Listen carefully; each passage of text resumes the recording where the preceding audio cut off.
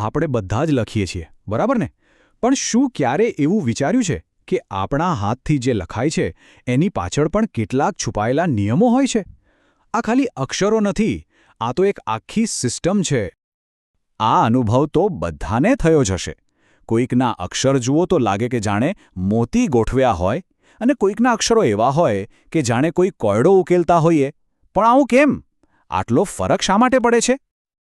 તો આનું રહસ્ય છે ને એ અક્ષરોમાં નથી, પણ અક્ષરોની વચ્ચેની જગ્યામાં છુપાયેલું છે.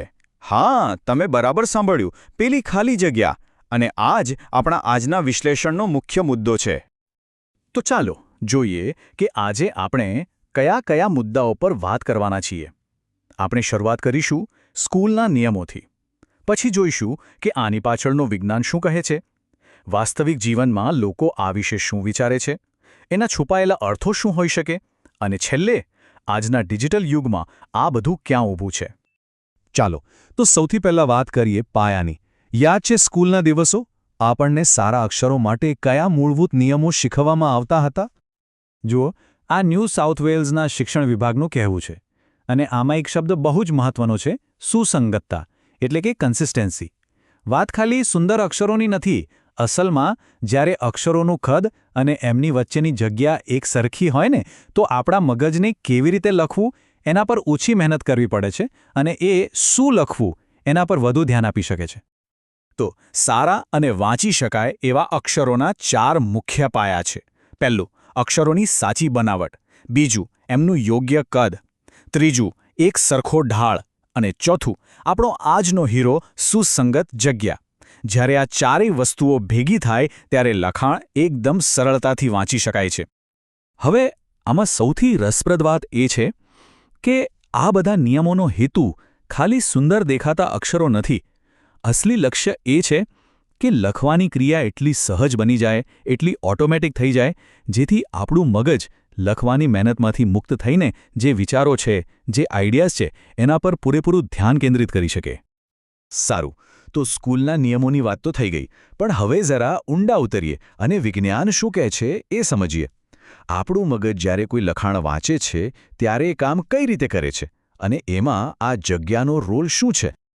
વૈજ્ઞાનિક ભાષામાં શબ્દો વચ્ચેની જે ખાલી જગ્યા હોય છે એને ઇન્ટ્રવર્ડ સ્પેસિંગ કહે છે. આને તમે એક સિગ્નલ જેવું સમજી શકો. આ જગ્યા આપણા મગજને ચૂપચાપ કહી દે છે કે ઓકે, અહીં એક શબ્દ પૂરો થયો, હવે બીજો શરૂ થશે. પણ સવાલ એ છે કે આ જગ્યા ખરેખર કેટલી જરૂરી છે? શું થાય જો આપણે આ જગ્યા સાથે થોડી છેડછાડ કરીએ, જો એને ઓછી કરી દઈએ, કે પછી સાવ કાઢી જ નાખીએ તો? બસ આ જ સવાલનો જવાબ શોધવા માટે કેટલાક સંશોધકોએ એક પ્રયોગ કર્યો. અહીં જુઓ, આ પ્રયોગમાં શું કરવામાં આવ્યું. ઉપર જે લખાણ છે એ પર્શિયન ભાષામાં છે, અને એમાં શબ્દો વચ્ચે સામાન્ય જગ્યા છે. પણ હવે નીચેનું લખાણ જુઓ, એમાં શબ્દો વચ્ચેની જગ્યા લગભગ નહિવત કરી દેવામાં આવી છે. આને પિક્સલ સ્પેસ્ડ સ્થિતિ કહેવાય. એવું લાગે છે કે જાણે બધા શબ્દો એકબીજાને અડી રહ્યા છે. પણ તેઓ અહીં અટક્યા નહીં. તેમણે હજી એક સ્ટેપ આગળ જઈને શબ્દો વચ્ચેની જગ્યાને એક લીટીથી જોડી દીધી. તમે જુઓ, એવું લાગે છે જાણે આખું વાક્ય એક જ લાંબો શબ્દ બની ગયો હોય. આ સ્થિતિને કનેક્ટેડ નામ આપવામાં આવ્યું. અને હવે વાત કરીએ પરિણામની, જે ખરેખર ચોંકાવનારું હતું. જે સામાન્ય લખાણ હતું એને વાંચતા લગભગ 3500 મિલિસેકન્ડ લાગ્યા. પણ પેલું જોડાયેલું લખાણ, એને વાંચતા કેટલો સમય લાગ્યો હશે? પૂરા 13000 મિલિસેકન્ડ. એટલે કે વાંચવામાં લાગતો સમય 3 ગણા કરતાં પણ વધી ગયો. આનો મતલબ એકદમ સાફ છે. જ્યારે આપણે શબ્દો વચ્ચેની સ્પષ્ટતા, એ જગ્યા હટાવી દઈએ છીએ, ત્યારે આપણે આપણા મગજને એક કોયડો ઉકેલવાનું કામ સોંપીએ છીએ. અને આ વધારાની મહેનતને કારણે વાંચવાની સ્પીડ એકદમ ઘટી જાય છે. ચલો, હવે લેબમાંથી બહાર નીકળીને થોડી વાસ્તવિક દુનિયાની વાત કરીએ.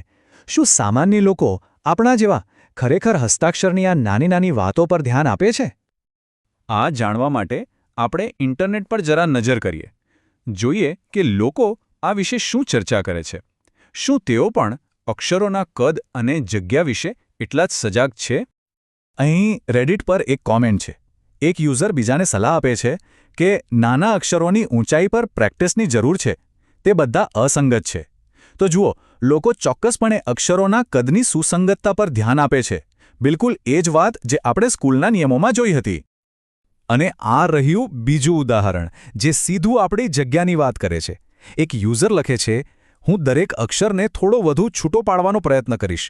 તમારા અક્ષરો ખરેખર એકબીજાની ખૂબ નજીક છે. આનાથી એ સાબિત થાય છે કે જે વૈજ્ઞાનિક સિદ્ધાંત આપણે લેબમાં જોયો એ વાસ્તવિક જીવનમાં પણ એટલો જ લાગુ પડે છે. સારું, અત્યાર સુધી આપણે વિજ્ઞાન અને લોકોના સામાન્ય અનુભવોની વાત કરી. પણ હવે એક એવા ક્ષેત્રની વાત કરીએ જે આ જગ્યાનો એક સાવ અલગ જ અર્થ કાઢે છે. આ ક્ષેત્ર છે ગ્રાફોલોજી, એટલે કે હસ્તાક્ષર વિશ્લેષણ.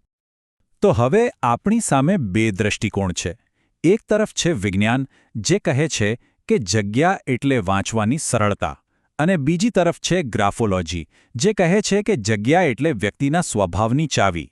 એક કહે છે કે આ એક કુશળતા છે, બીજું કહે છે કે આ વ્યક્તિત્વનો અરીસો છે. તો ગ્રાફોલોજી શું કહે છે? એમને મતે જો કોઈ શબ્દો વચ્ચે વધુ જગ્યા રાખે તો એ વ્યક્તિને કદાચ પોતાની પર્સનલ સ્પેસ વધુ ગમતી હોય અથવા એ ક્રિએટિવ હોય.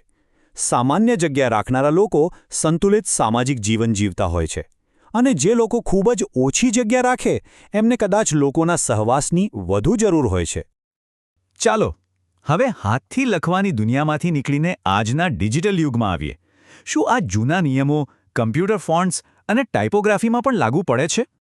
જેમ હાથથી લખવામાં અક્ષરોના કદની સુસંગતતા જરૂરી છે, એમ ડિજિટલ દુનિયામાં એક્સ હાઇટ નામની એક વસ્તુ હોય છે. આ એટલે નાના અક્ષરના મુખ્ય ભાગની ઊંચાઈ. જે ફોન્ટ્સની એક્સ હાઇટ વધારે હોય ને એને સ્ક્રીન પર વાંચવા સહેલા પડે છે. આનો સીધો મતલબ એ છે કે માધ્યમ ભલે કલમથી પિક્સેલમાં બદલાઈ જાય, પણ વાંચવાની સરળતાના મૂળભૂત નિયમ તો એ જ રહે છે. તો અંતે એક વિચારવા જેવો સવાલ. કલમથી કીબોર્ડ સુધીની આ સફરમાં આપણે લખાણને વધુ સ્પષ્ટ અને સુવાચ્ય તો બનાવ્યું છે, પણ શું આ પ્રક્રિયામાં આપણે આપણા વ્યક્તિત્વની એ નાની નાની છાપ ગુમાવી રહ્યા છીએ, જે પેલી જગ્યાઓમાં છુપાયેલી હતી? જ્યારે આપણે કીબોર્ડ પર બેકસ્પેસ દબાવીએ છીએ ત્યારે શું આપણે માત્ર એક ભૂલ સુધારીએ છીએ કે પછી આપણી ઓળખનો એક નાનકડો અનોખો હિસ્સો પણ ભૂંસી નાખીએ છીએ?